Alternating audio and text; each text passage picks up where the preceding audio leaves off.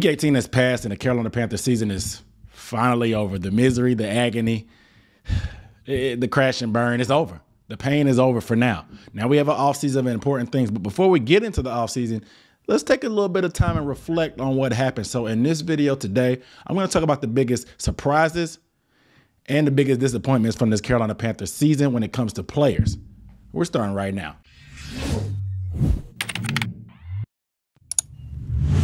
Yo, what's up, everybody? It's Aaron Duncan here with another Panthers video brought to you by Unnecessary Bluntness Sports Talk. I do recap and analysis of the NFL. In particular, I show a little extra love to the Carolina Panthers, obviously. So if you want to see more videos about the Panthers like this, obviously with film breakdowns, live streams, podcasts, and all the above, with all kind of crazy stuff that's coming on this offseason, especially with the draft coming up, I got a lot of in-depth content coming up, going in the film room on these prospects, breaking them down because it's crucial to the Panthers this offseason. So if you want to see more stuff like that, make sure you are subscribed and hit the bell icon, because when you hit the bell icon, it's going to make sure you get notification every time I drop a video. That way you don't miss anything, because sometimes YouTube algorithm just don't be sending the word out to my subscribers. I don't know what the point of is subscribing if you're not going to get all the notifications every time I drop a video. Nevertheless, I'm not going to gripe on YouTube too much. Just make sure you hit the bell icon. That way you don't miss anything. Also, give the video a thumbs up, because it don't cost you a thing. It don't cost you a thing. And it only takes a few seconds. So I really appreciate that. Yo, hey, down below in the comments, let me know what your biggest disappointment in the Panthers this season was, player-wise. Let me know your number one. And number two, let me know your biggest surprise player-wise on the roster. And let me know down below in the comments. We can chop it up a little bit, but I'm going to give you mine right now. So my number one disappointment for the Carolina Panthers this season, Sam Darnold. Why? I think it goes without saying. I mean, we were sold a dream on Sam Darnold. They gave him his fifth-year option as soon as they made the trade for him. They traded 3 draft picks for him, and now we're a little bit thin when it comes to the mid-rounds in the draft. And they told us that Sam Darnold would be able to, with a better offense, better coaching, and better players around him, that he would be better. Wasn't necessarily the case. He started off hot, and it had us thinking that maybe they were right. But then he went back to being the same Sam Darnold. And I'm a little bit disappointed, even though my hopes probably weren't that high, because there's a lot more bad tape on Sam Darnold than there is good tape. But I believe the smoke and mirrors that this coaching staff was trying to sell us on, and I ended up getting my hopes up just a little bit, especially after that 3-0 start. But Sam Darnold is who we thought he was. The second player I'm disappointed in, obviously, this is an easy one.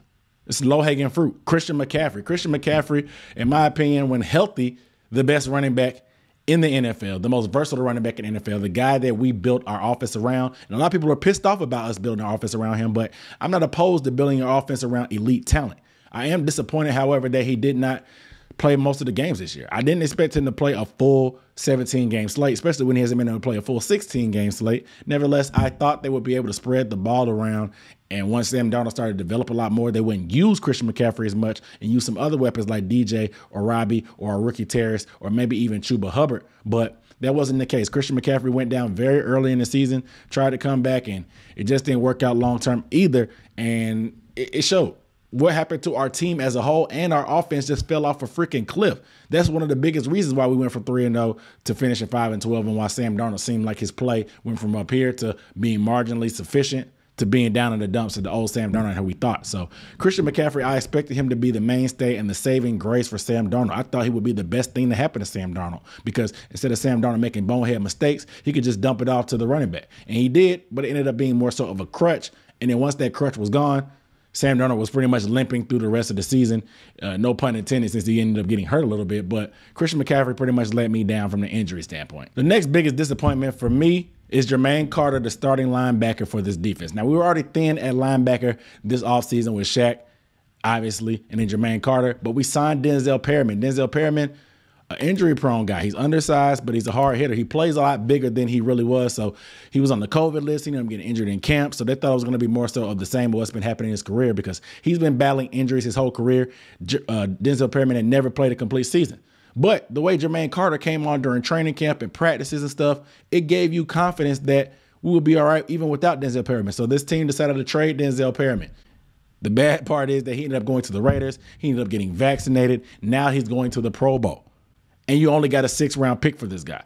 And that's one of the biggest letdowns when it comes to Jermaine Carter, because even though it looked like we were going to be okay by getting rid of Denzel Perryman, Jermaine Carter did not live up to the bill. I'm just going to put it plain and simple. A lot of people, they might have noticed it down the stretch, but a lot of the issues in our running game, a lot of talk about Shaq had in the in the media about people not doing their job, people getting out of their gaps, people doing things their own way.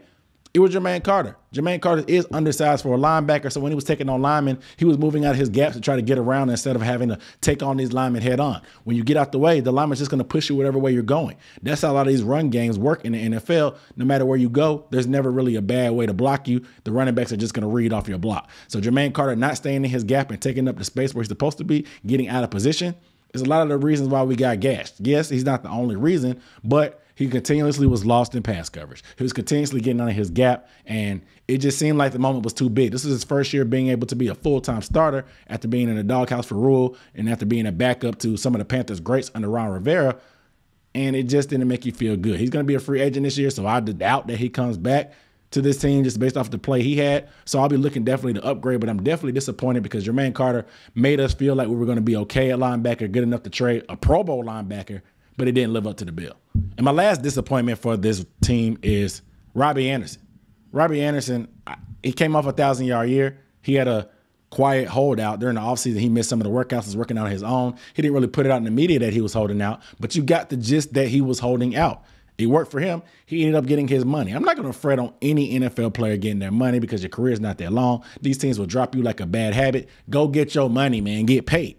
But I'm disappointed not necessarily because of the money, but because he did not follow up his last year's 1,000-yard campaign with another one. Not only did he not even do that, he didn't get close. He didn't even have half the yards that he had last year. Now, you can say it's a product of bad quarterback play, and with me being disappointed in Sam Darnold, it only makes sense that receivers will suffer. However, DJ Moore put up his usual 1,200 yards and 4 touchdowns. Why wasn't Robby Anderson able to produce? Obviously, it's the quarterback. Obviously, he might have had a little bit more rapport and confidence with Teddy Bridgewater.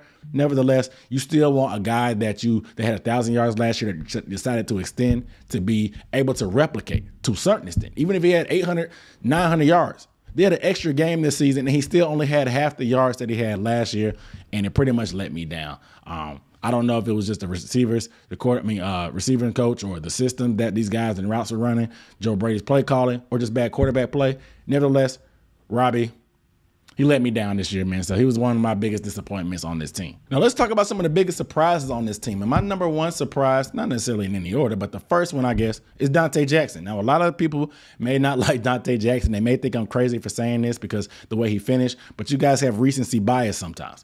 Dante Jackson pretty much had a great year overall. He improved his tackling tremendously. We know this guy's only like 175 pounds soaking wet, so tackling had been difficult for him in his first couple years in the league. And we saw sometimes when he would get beat in his coverage and stuff that he would become a little bit frustrated on the field. This year, he did take some lumps at times, but you can see the confidence never wavered in Dante. His tackling improved tremendously,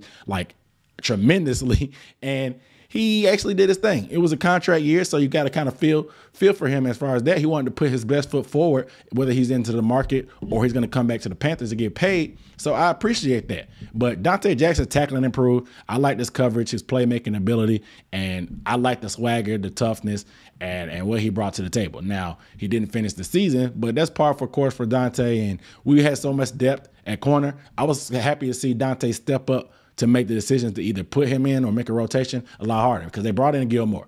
You know, they brought in C.J. Henderson, not to mention the rookies they already had, and A.J. Bouye, they brought in free agency. So Dante Jackson really stepped up to the plate and made plays this year for this defense.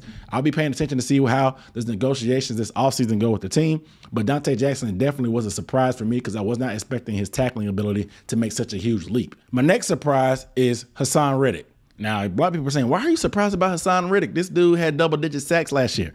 I'm just surprised he did it again because that was the biggest question mark for him. He bet on himself. The reason why the Cardinals did not exercise his fifth-year option is because they played him out of position. They finally played him in his proper position on the edge. He had 12.5 sacks for the Cardinals, but he ended up hitting free agency because the Cardinals didn't believe that he could be able to replicate it again. This guy's undersized. He's not that heavy, but this guy knows how to get after the passer. So I was surprised he was able to replicate 11 sacks this year, getting double-digit again. Now, he got snubbed for the Pro Bowl, but that's neither here nor there. I was surprised he was able to be such a mainstay and a great pass rusher for this team. He actually led the team in sacks, even though he missed one game because of COVID.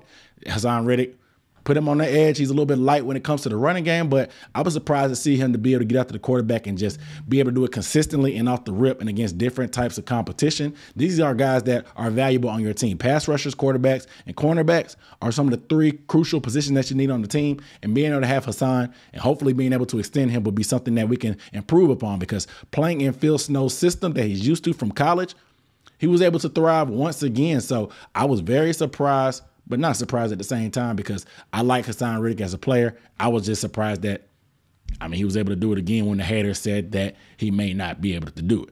And the last biggest surprise for me, and he became one of my favorite players, is Shaq Thompson. Shaq Thompson played on another level this year. He ended up stepping up to be a leader. He looked a little bit bigger on the field this year. He had 104 tackles, 2 picks, and 2 sacks in only 14 games. This guy got beat up, and you can see the difference between the defense with Shaq in the game and without. I talked about that, the lack of depth at linebacker on this team anyway, and with Jeremy Chin moving back to safety, Shaq Thompson really stepped up and was able to be a leader in the pass game and the running game and the mainstay for this defense. You constantly saw him speaking up and making statements about what the defense needed to do, how they needed to tighten up, trying to hold people accountable, and I really like what he stepped up into. A lot of people in the offseason were criticizing Shaq about the amount of money he was getting paid in reference to the top linebackers in the league, but he really lived up to the bill. Literally this year, he lived up to the bill.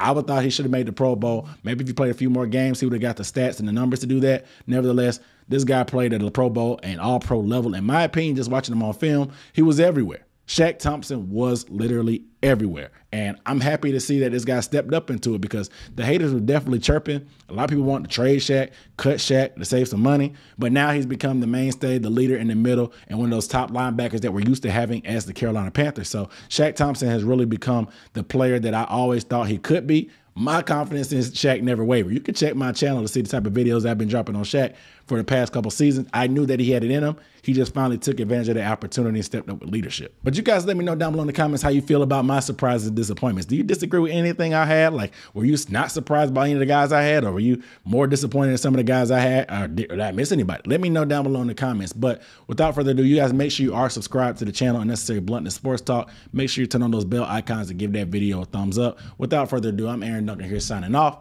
I'll see you next time. Peace.